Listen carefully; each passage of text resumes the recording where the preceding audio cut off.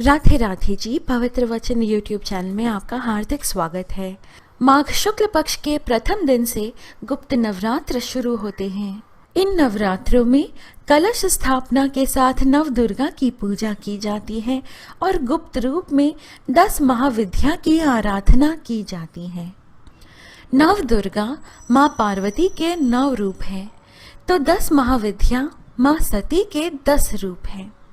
इन गुप्त नवरात्रों में हम प्रत्येक दिन महाविद्या की कथा प्रस्तुत कर रहे हैं। आज चतुर्थ दिन हम भगवती षोडशी की कथा प्रस्तुत कर रहे हैं। कथा श्रवण करने से पूर्व हमेशा की तरह जय माता दी, जय माँ षोडशी की लिखकर अवश्य कमेंट करें और इस वीडियो को लाइक करना ना भूलें। यदि आपने अभी तक हमारे चैनल को सब्सक्राइब नहीं किया है तो अभी सब्सक्राइब कर दें। जोर से बोलिए, प्रेम से बोलिए, जय माता दी। माँ षोडशी, भगवती षोडशी माहेश्वरी शक्ति की सबसे मनोहर श्री विग्रह वाली सिद्ध देवी हैं। महाविद्याओं में इनका चौथा स्थान है। वे शांत मुद्रा में लेटे हुए सदा शिव पर स्थित कमल के आसन पर आसीन हैं। इनके चारों हाथों में पाश, अंकुश, धनुष और बाण सुशोभित हैं।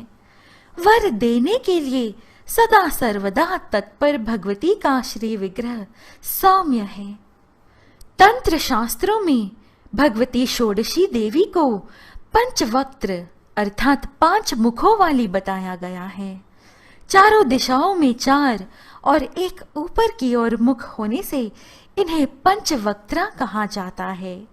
देवी के 5 मुख तत्पुरुष, शुद्ध्योजात, वामदेव, अघोर और ईशान शिव के 5 रूपों के प्रतीक हैं।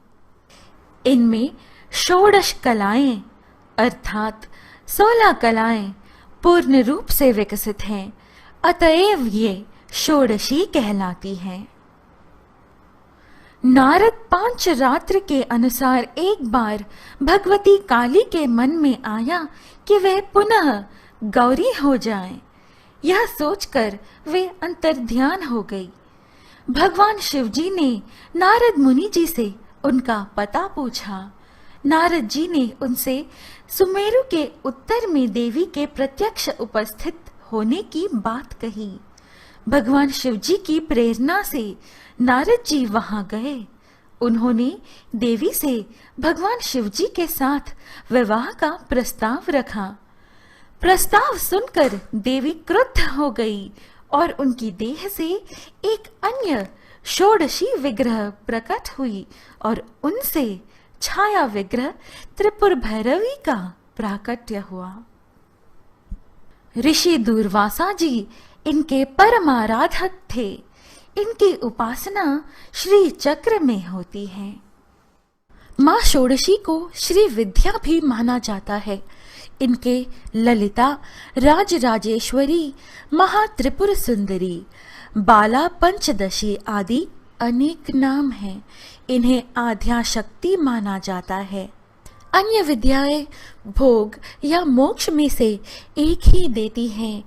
ये अपने उपासक को भुक्ति और मुक्ति दोनों प्रदान करती हैं। एक बार माँ पार्वती जी ने भगवान शिवजी से पूछा, भगवान, आपके द्वारा प्रकाशित तंत्र शास्त्र की साधना से जीव के आदि व्याधि, शोक, संताप, दीनता, हीनता तो दूर हो जाएंगे, किंतु गर्भवास और मरण के असहनीय दुख की निवृत्ति तो इससे नहीं होगी। कृपा करके इस दुख से निवृत्ति और मोक्ष पद की प्राप्ति का कोई उपाय बताइए। परम कल्याणमय माँ पार्वती जी के अनुरोध पर भगवान शिवजी ने षोडशी श्री विद्या साधना प्रणालिका को प्रकट किया। श्री आदि शंकराचार्य जी ने भी श्री विद्या के रूप में इन्हीं षोडशी देवी की उपासना की थी। इसलिए आज भी सभी शंकर पीठों में भगवती षोडशी राजराजेश्वरी त्रिपुर सुंदरी की श्री यंत्र के रूप में आराधना चली आ रही है। श्री शंकराचार्य जी ने सौंदर्य लहरी में षोडशी श्री विद्या की स्तुति करते हुए कहा कि अमृत के समुद्र में एक मणि का द्वीप है जिसमें कल्प वृक्षों की बारी है। नवरत्नों के 9 परकोटो हैं। उस वन में चिंतामणि से निर्मित महल में ब्रह्ममय सिंहासन है जिसमें पंचकृत्य के देवता ब्रह्मा, विष्णु, रुद्र और ईश्वर आसन के पाए हैं और सदाशिव फलक हैं। सदाशिव के नाभि से निर्गत कमल पर विराजमान भगवती षोडशी त्रिपुर सुंदरी का जो ध्यान करते हैं वे धन्य हैं। भगवती के प्रभाव से उन्हें भोग और मोक्ष दोनों सहज ही उपलब्ध हो जाते हैं। भैरव यामल तथा शक्ति लहरी में इनकी उपासना का विस्तृत परिचय मिलता है। भारतीय राज त्रिपुरा में स्थित त्रिपुर सुंदरी का शक्तिपीठ है। माना जाता है कि यहाँ माता सती के धारण किए हुए वस्त्र गिरे थे। दक्षिणी त्रिपुरा उदयपुर शहर से 3 किलोमीटर दूर राधा किशोर ग्राम में राजराजेश्वरी त्रिपुर सुंदरी का भव्य मंदिर स्थित है जो उदयपुर शहर के दक्षिण पश्चिम में पड़ता है। यहाँ माँ सती के दक्षिण पाद का निपात हुआ था।